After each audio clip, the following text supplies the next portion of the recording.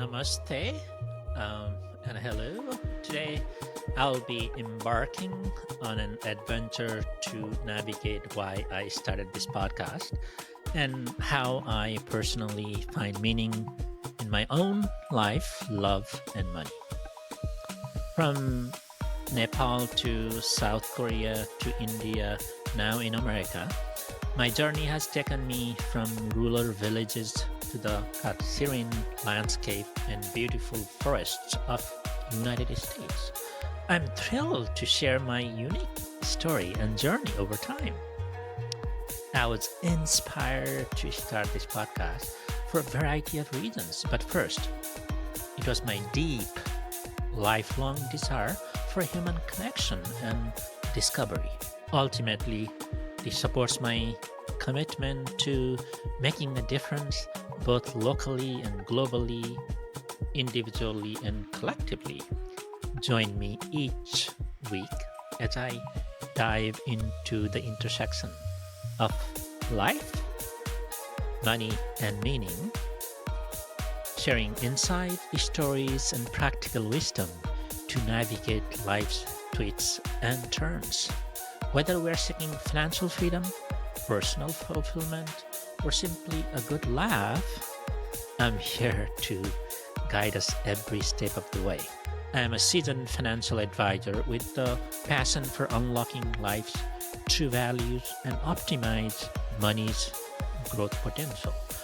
My my background in investment management brings a unique blend of expertise in wealth management and a profound perspective on what it means to live a fulfilling life. As I continue to lean into my own authenticity, I'm finding meaning in life by leaning into my love for people and personal talent for performance through improv comedy to dance to meditation.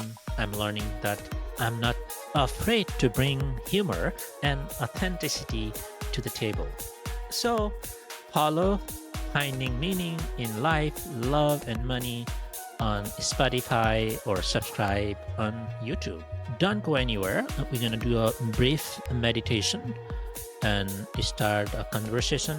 And today we'll be talking about me and my story. See you there. We'll begin with the meditation. Let's breathe in and breathe out.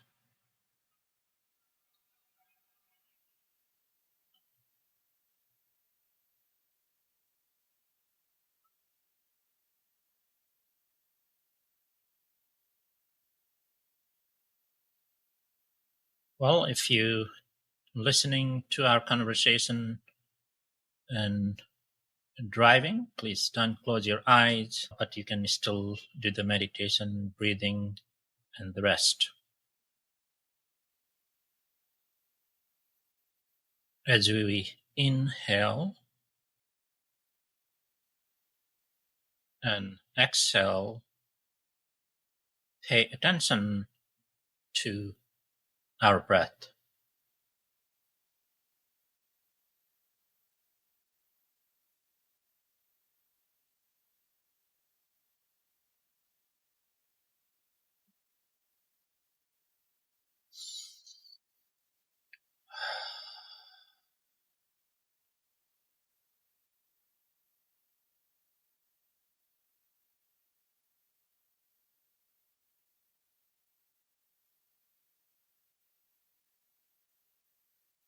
Let's quickly feel how our body is feeling today.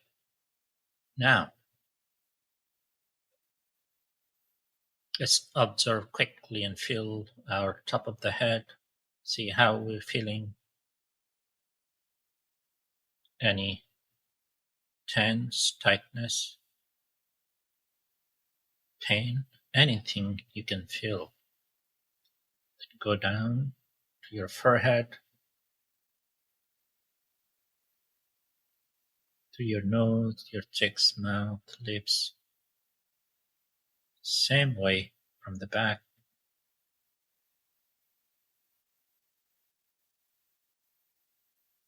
down to the neck, right shoulder,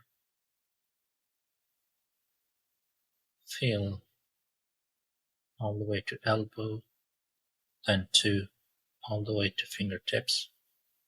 Same way on the left side. Shoulder to the elbow, elbow to the fingertips. Make sure our both shoulders are not tight. Loosen up. If you need to make adjustments, this will be a good time. Make sure we are properly sitting and comfortably sitting.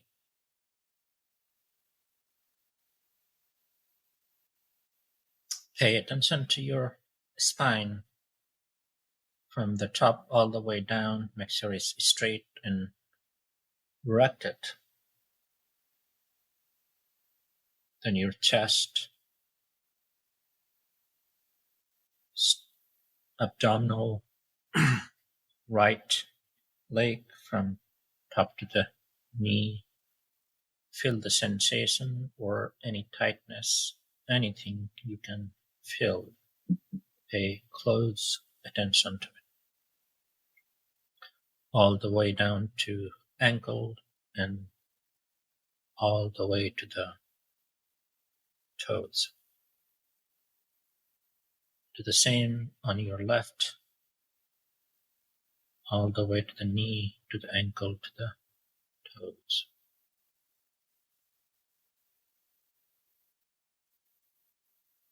Breathe in, breathe out.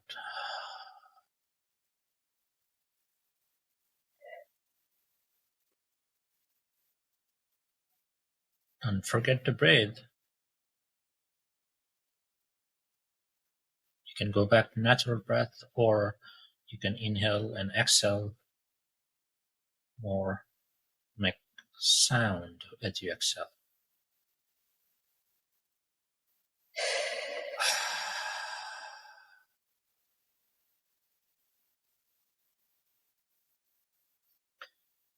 Breath is the vital force that connects our mind, body, heart, or soul. It is the vital energy force. And we do not need to be anywhere at this time. This is just our time, my time, to connect with myself and then the rest of the world.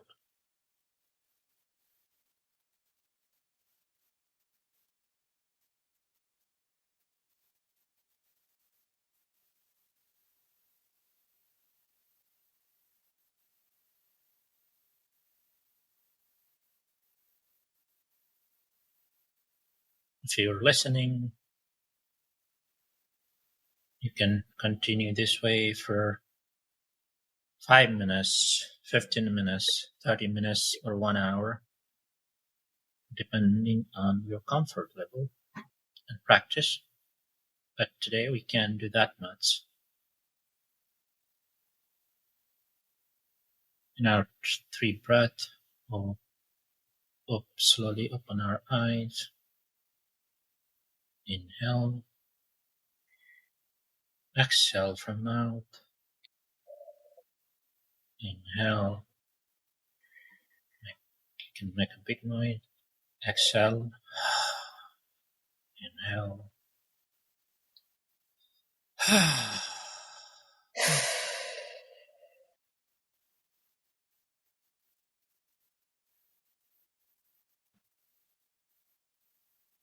Whenever we're ready, we open the eye.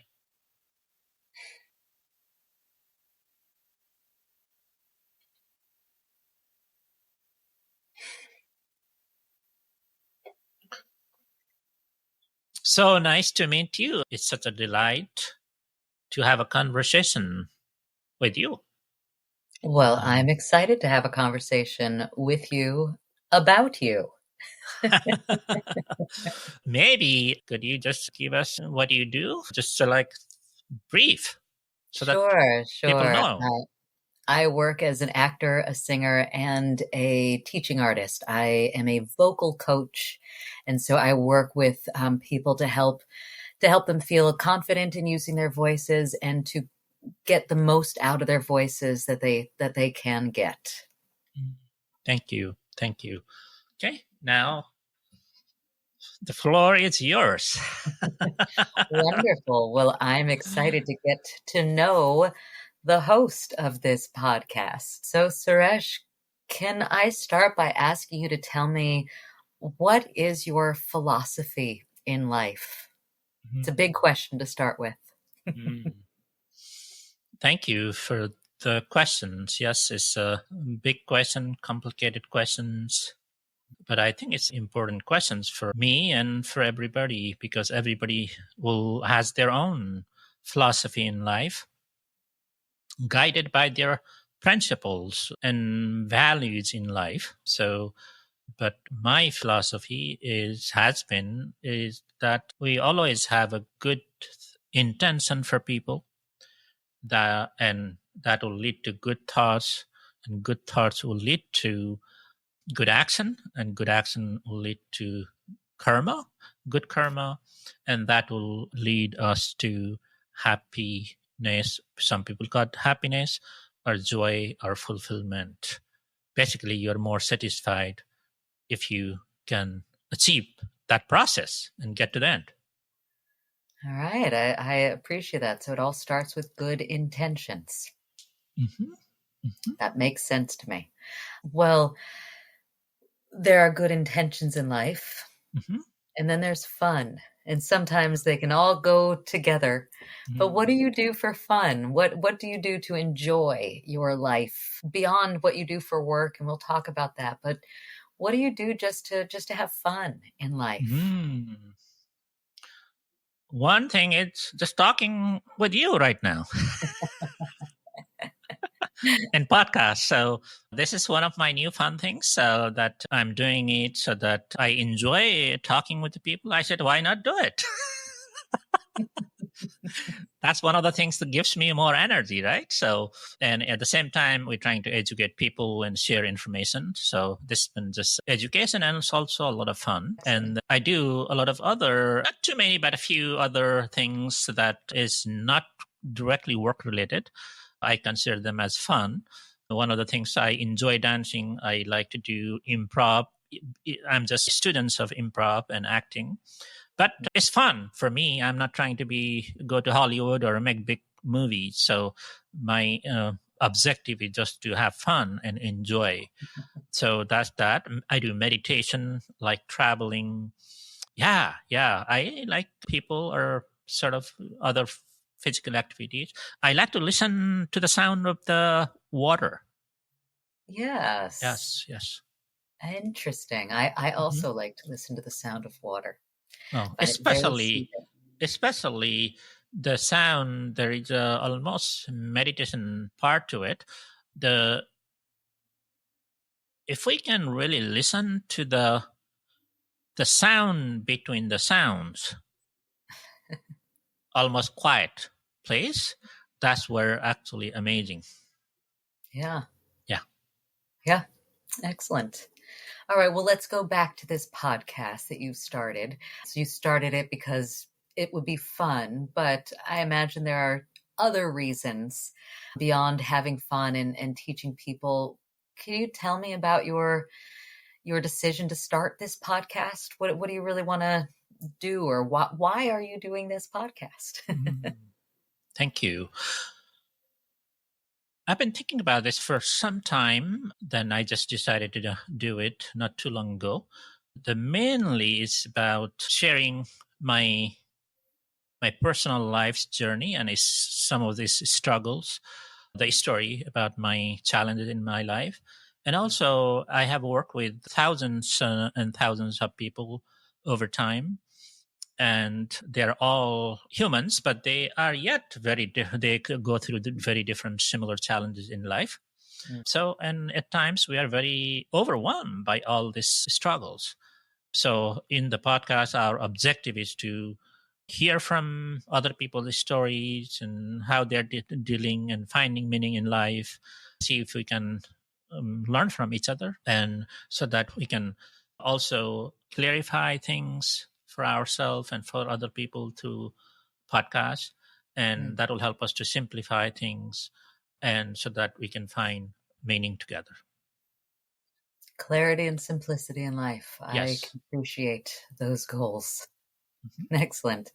Well, tell me a little bit about the guests that you'll be inviting onto this podcast. Who will we be learning from and connecting with?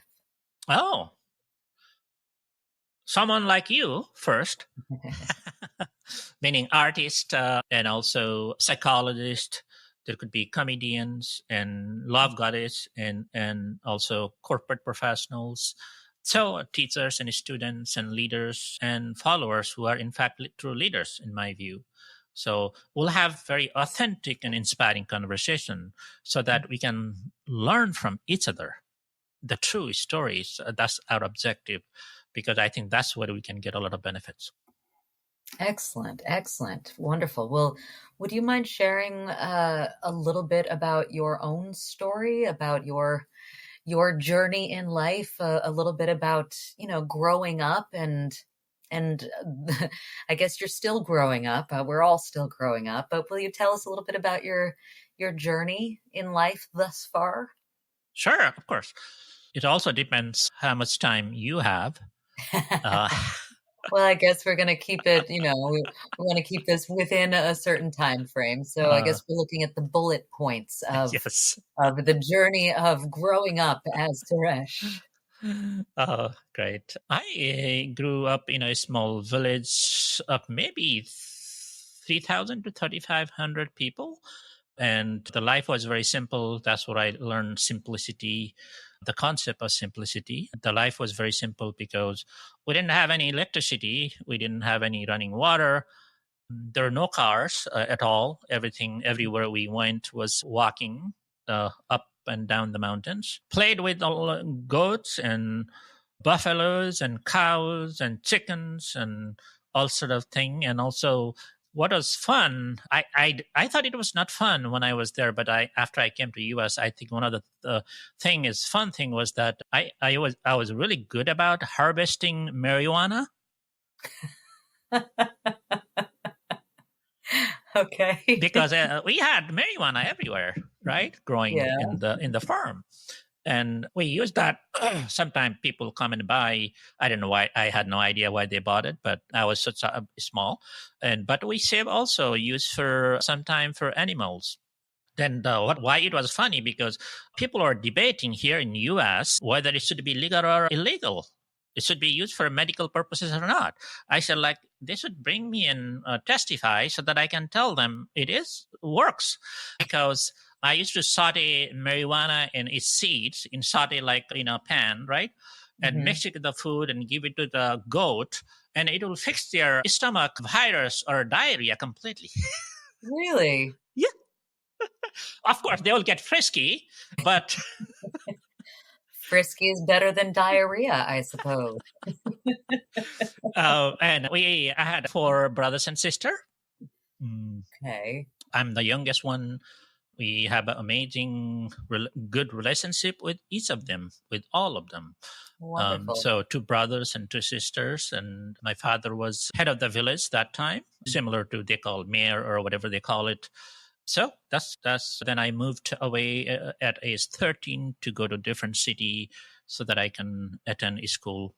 That's the only place we had school that time for eighth grade or higher. Okay. Yeah, So yeah. so you left home at 13 to continue studying, Mhm. and did you return home from there, or you're I feel like you kept moving to different places from that point, correct? Or Oh, yeah, that's right. At 13, then after I finished my 10th grade, I moved to capital Kathmandu for high school. Then after 1 year, then I had to unofficially dropped out, meaning I didn't go to any classes for my second year, because my our mother got cancer and I had to take her to the South India for treatment. It was far away, because we had to almost spend about 51 hours in the train to go all the way there. And I stayed there 6 months total for 2 events. Basically, it was quite amazing experience, but I missed the school. That then at nine, after I finished my high school, then I wondering what I'm going to do, because I always like going to other countries, at least any places. So I went to get my passport, and then I was waiting for passport outside in the grass. Then I overheard some conversation. They were talking about going to Japan and Korea. Then I went and asked, "Well, what's happening? Are you taking or going to South Korea?" I said, like, "Yeah, I'm sending." The broker said, "I'm sending groups next week." Then I said, like, "Okay, sign me up." And I was in South Korea within 10 days. My God. Then came to Okay. US when I was 20. After about 14 or 15 months, I went to South Korea. Okay. And Yeah, what made you decide to come to the United States? study. Basically, education was the number one goal, even though Mm. I was not that great a student in my school's years, because I didn't like the school structure that much. Mm. I was not that great a student. I used to like just follow my fathers to go to villages and different meetings and just work with the communities. So I just like helping people even in our early stages of my life. Hmm. So I ran for election when I was in the fifth grade, because I was trying to help people to Red Cross. So we had a election. So I ran when I was 10 or 12, then I won the election. Okay. Because I was watching my father running for election. That was like, okay, I have to, then I just repeat what he was doing. Yep. I know what to do here. So I was not a great student. So basically, then I sort of had to study commerce. Okay. Gotcha. And that's what I did in the US and part of Nepal. Gotcha. And where in the United States did you first come to? I came to New York City, but my first school was in Pennsylvania, but I didn't last very long there. It was expensive and could not find any jobs. So I Mm. just moved back to New York City within Okay. 6 months. Then worked. And what was it like for you to be living in New York City at that time? Was it exciting? Was it challenging? Was it any Oh, experiences that sort of stand out to you about, sort of starting your life in the United States? oh, sure. I was looking for a job because I didn't have any money. Then I had to make money for school and everything, pretty much. And I didn't know where to find job because I didn't know anybody. Mm. Then I just started walking on the street and just stopped by and just asked if you. I was asking that, are you employing any people? And some people can make a joke that no, we are not hiring, we are firing. But I didn't understand the word of hiring that time. And Ah. then I just went to the next door, Hmm. and I ended up walking for 3 days. Total approximately probably 29 hours I walked, and the end of the third day I was so tired, and I was lying down in front of City Hall. I had no idea that was City Hall. And then I saw Pace University when I was laying down on the park. Then I just walked there and asked them if I can get a brochure. And then they didn't let me go inside. The guard went and got the brochure and the whole package for new students. And I took that home. And then actually, in the whole process, I found the job, but it took me 29 hours to walk in Manhattan. Oh my gosh.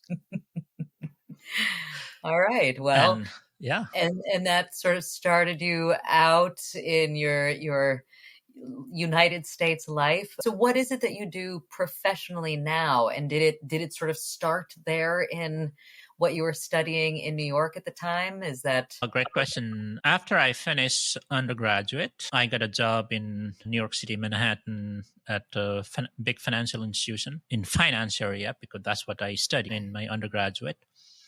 And I liked the corporate culture. I liked the people, but I was not passionate about the whole sort of process because I didn't get to work with the final consumer, meaning clients.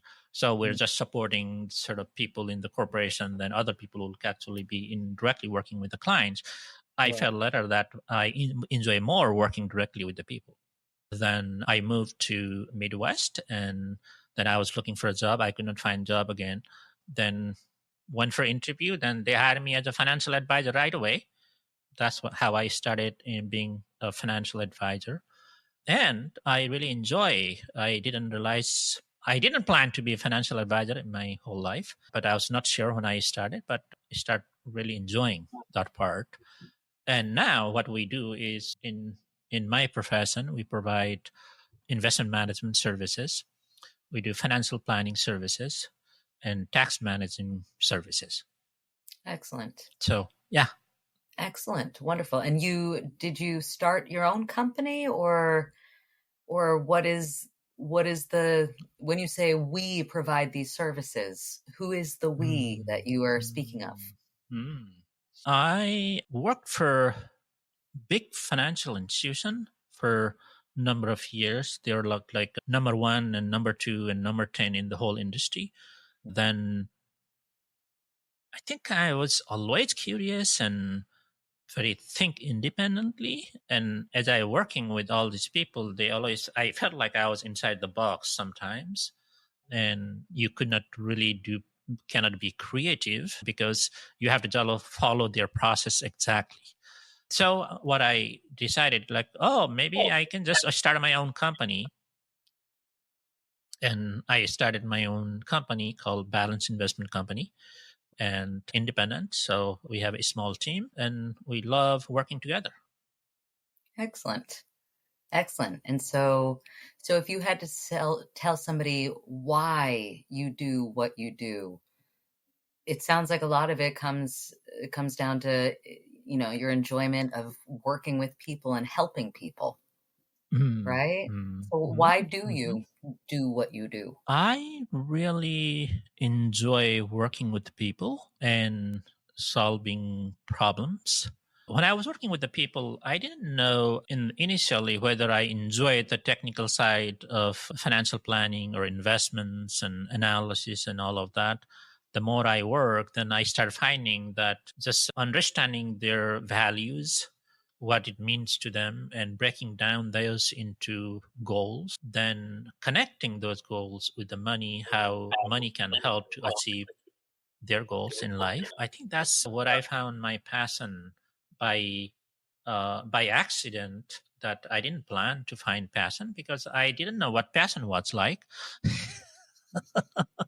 Because I was looking for this magical thing, passion. What is it? When can I find? Right? Yeah. Almost like a crystal ball. That's what I was my imagination. Almost like finding a heaven or God. So then I discovered that passion is just part of the process and something that gives you energy and makes you excited. And Mm. you never run out of energy if you have passion for something. So that's how I found my passion by accident. Wonderful. Excellent. And since your podcast is about finding meaning in life, in love, in Uh-huh. money, is happiness a part of finding meaning? Is joy, what is joy, or how do we find joy? Is there a secret to bringing joy or happiness into our lives? Mm, mm. That's such a complex question. What? Joy means different things to different people and how they get it. And sometimes we don't know what joy means either because we Yeah. always get sort of confused with joy or happiness and joy versus. But how I get it, simple. I call them 3C. There are 3Cs. So it's as a curiosity, so connection and contentment. Mm. What that means is we have to be curious in life. Otherwise, it gets boring. If you don't have a curiosity, then it's a very complacent life. So if we have a curious, then we start making that connection with who we are. Then that will give us contentment. Mm. Connection is the key. Yeah. Curiosity connection that will lead to contentment. Excellent. Excellent. I appreciate the idea of contentment being connected to joy or to passion. I think that, yeah, I think aiming for contentment feels to me easier than aiming for joy or happiness. Mm, It feels attainable. mm, So I mm, appreciate that.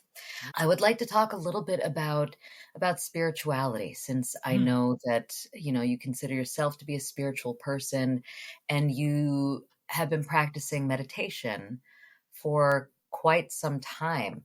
So can you talk a little bit about what is meditation, and why have you found it to be crucial in your life, and maybe in all of our lives? Why is it crucial for spiritual growth, and maybe just for this contentment that we're seeking? mm, So can you talk a little bit about meditation, what it is, and mm. why we should consider practicing it if we're not already doing it?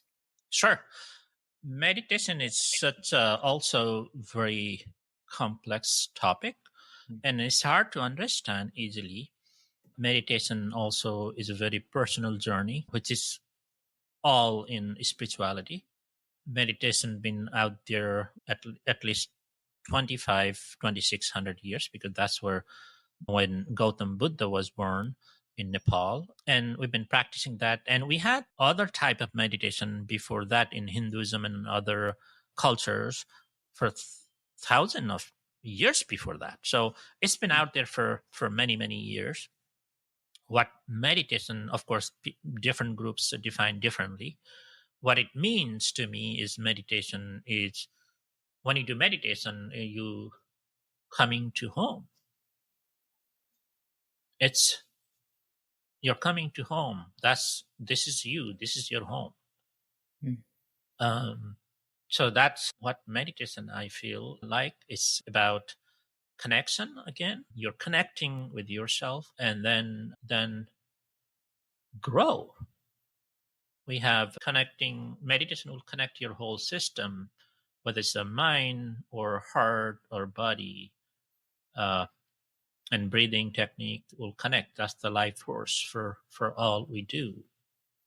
Wonderful. So yeah, so you really it's help to connect and discover yourself. Excellent. And I understand how that connection can be helpful in finding meaning in life and in love. Can you Mm, talk a bit about what role does connection play in finding meaning in money? mm, mm, mhm, mhm. Thank you. Money is kind of new concept in a way, because before 100 years ago, even like 50, 70 years ago before that, we just had money, but money was just a commodity, Mm. because we give, if people have money, then or other thing, you exchange for commodities and things. Basically it was exchanging, right? But we treat money today's world that it's everything. Nothing wrong with it, but I think we lost that connection with the meaning, the connection with the money in Mhm. today's world. So money is important if you can, what kind of relationship you have with the money. And some people have attachment to money, Mm. right? So much attachment to the money, so it's actually bad for you. But if you use money to make connection, meaning that you can use money to make connection, but you have to have those connection first. Yeah. Money will not give you those connection. No. So you have to connect with your values with through money. If money can, if you want to help nonprofit, what kind of nonprofit you want to help, right? Then you can use that money to pay for that, help them on charitable work or other causes. But money will help you find meaning if you have a connection with your values, because ultimately it's connecting your values that will give you joy and contentment Mm. in life. I found that if you can connect your money with your vision and values, you're going to be more happier. I can appreciate that. So, is there a distinction between being rich and being truly wealthy? Mhm. Wealth is greater than money. Mm, It's connected with many things in life. It's connecting with families and loved one and charities, all of that, right? So that's what's more wealth. You may not have any very little money, you can be still wealthy. mm, Like when I was growing up, for US standard, we almost didn't have anything. We were cash poor all the time, right? But we have a land and other thing, but we also have a good families, we have whole community, everything. So everything looked happy, even though we were living poor life that time. So that's is still a wealth. That's a wealth. Also, in our culture, when I was growing up, having a lot of children, they were considered wealth. Bec- they make you poor in the beginning, but the culturally what it works that we didn't have any retirement system or anything. So your children, you raise them and they start making life. Then when you get older, then they will support you. So they're kind of wealth later on. So being rich is a subset of being wealth. Almost one or two things, right? You have money, you have money. So that's being rich, and rich being short term, and wealth is being more longer term, and it has more meaning to it. I like that. That makes sense. So, since you are hosting a podcast about finding meaning in life, love, and money, do you feel like you have been successful at finding meaning in these places?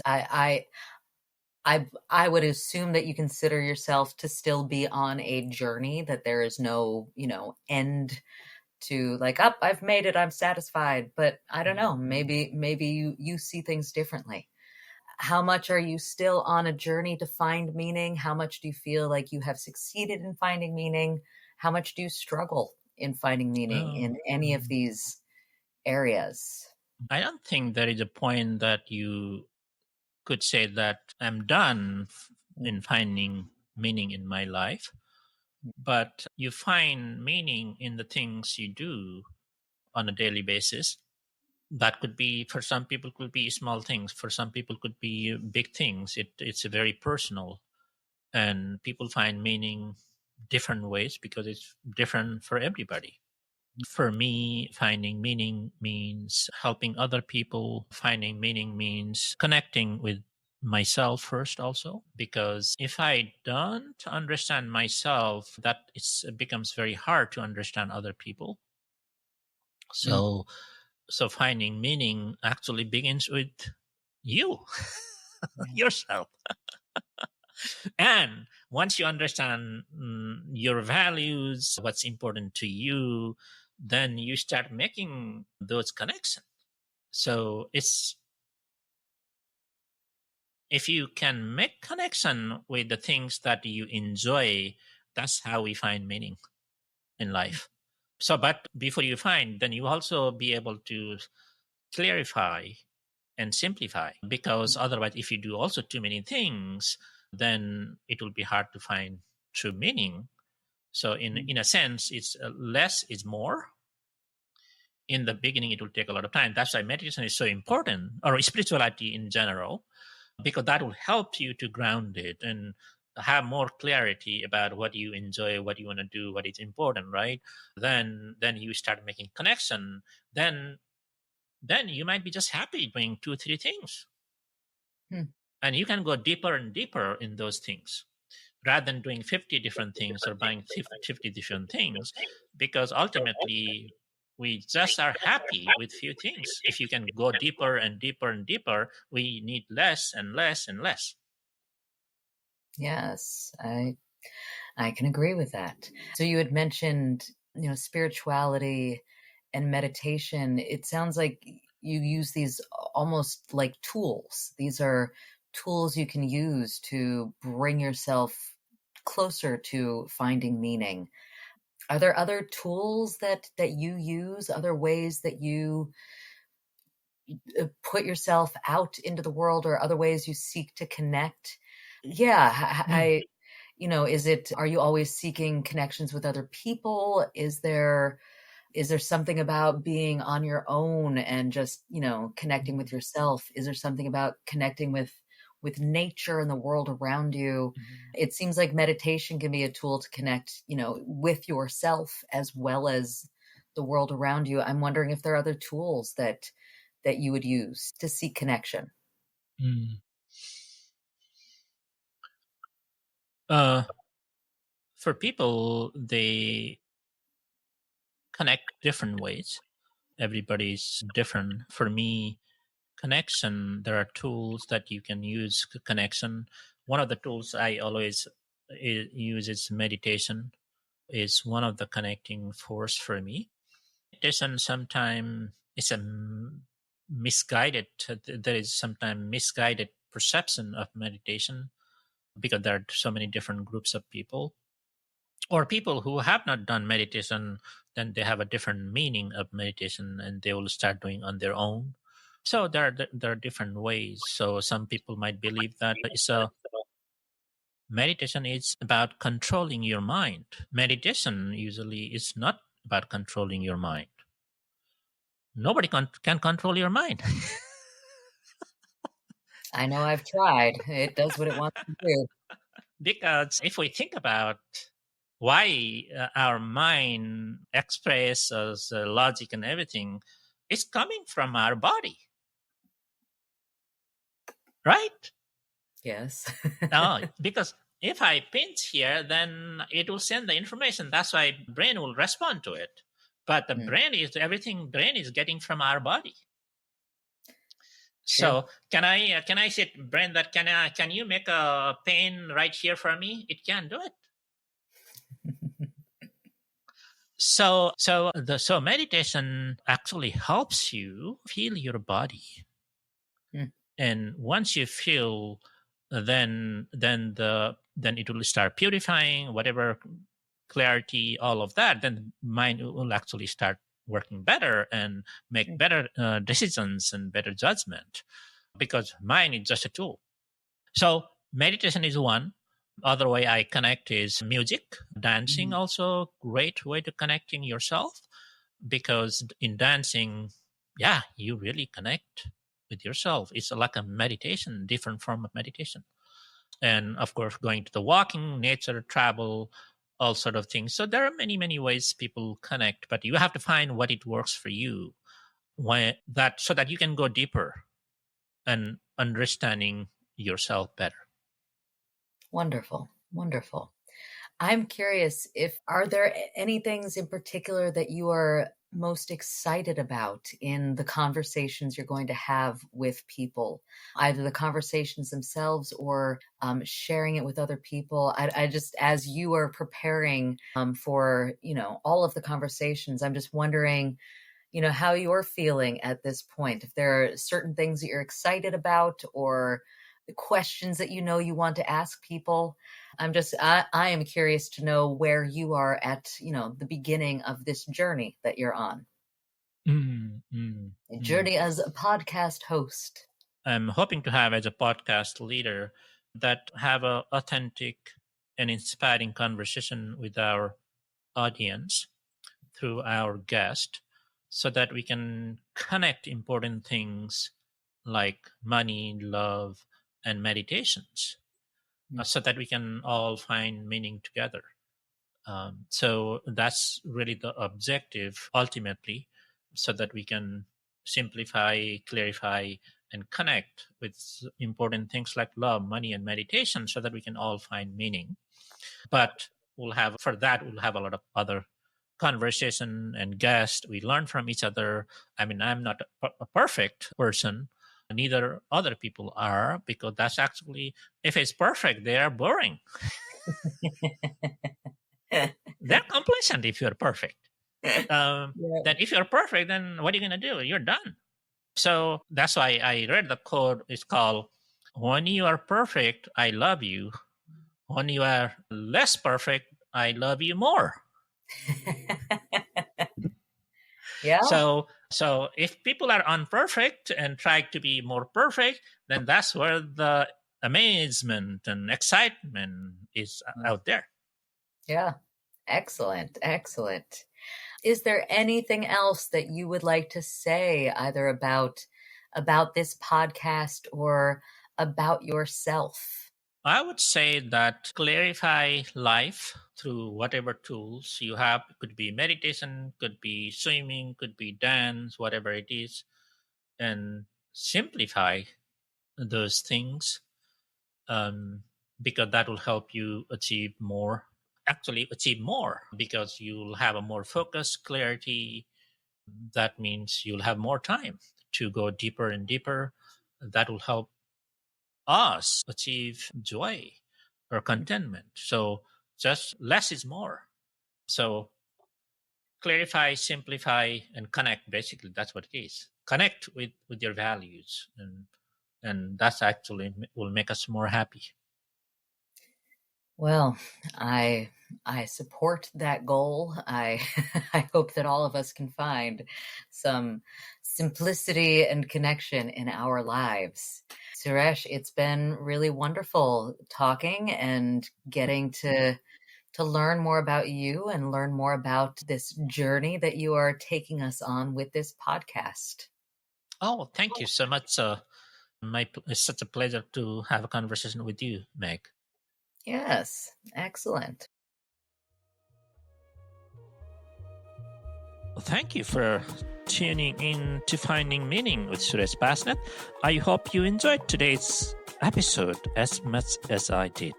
Please don't forget to subscribe or follow us on your favorite podcast platform so you never miss an episode. If you have any feedback, topic suggestion, or just want to say hello, feel free to reach out on social media. We love hearing from our community. You can find us on Facebook, YouTube, or visit my website at sureshbasnet.com. Until next time, have a great day.